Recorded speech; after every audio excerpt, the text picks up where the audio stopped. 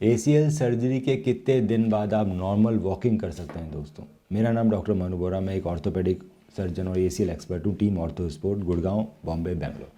तो दोस्तों, आपने सुना होगा कि एसीएल की जो सर्जरी होती है उसके अंदर एसीएल रिपेयर होता है, मतलब जो ओरिजिनल एसीएल है उसी को रिपेयर करके हमने फाइबर टेप इंटरनल ब्रेस लगा दिया। एसीएल रिकन्स्ट्रक्शन होता है जिसके अंदर हमने नया एसीएल बनाया है आपके हैमस्ट्रिंग टेंडन से और उसको हमने बचा के रखा है फाइबर टेप इंटरनल ब्रेस के साथ। सो आखिर इस सर्जरी के अंदर नॉर्मल वॉकिंग कब चालू होती है?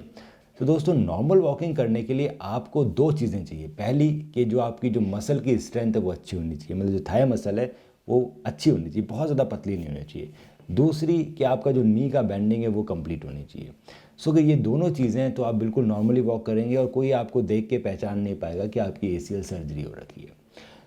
जब हम कन्वेंशनल मेथड से एसीएल सर्जरी करते हैं तो जो हैमस्ट्रिंग टेंडन होता है उसको 45 डेज़ तक लग जाते हैं बोन से चिपकने में और 6 मंथ्स तक वो वीक रहता है। इसी के कारण उसमें इनिशियल डेज़ में आपको वॉकर दिया जाता है और आपको पैर में ब्रेस लगाया जाता है।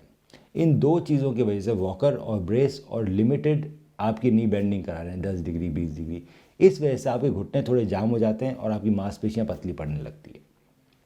सो नॉर्मल वॉकिंग करने में लगभग 1.5 से 2 महीना लग जाता है, क्योंकि पहले आपका ब्रेस हटेगा, जब तक ब्रेस है तब तक तो आपकी वॉकिंग नॉर्मल नहीं है।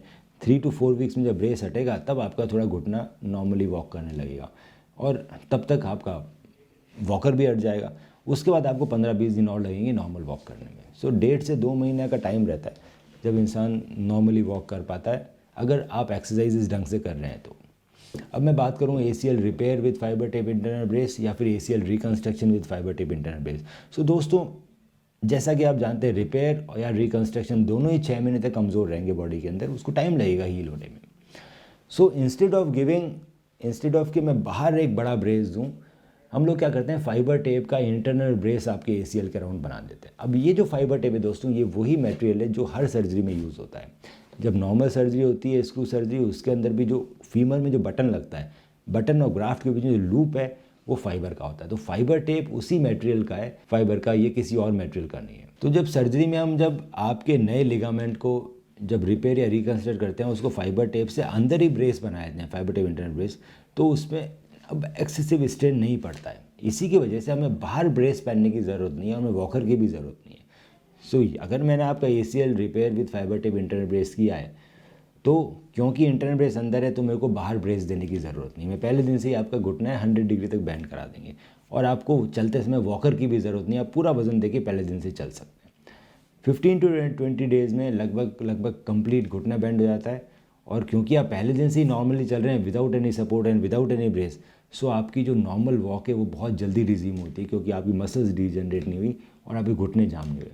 सो 15 डेज़ के अंदर पेशेंट आराम से नॉर्मली वॉक कर सकता है without any limp, without any pain, fibre tape internal brace surgery के बाद।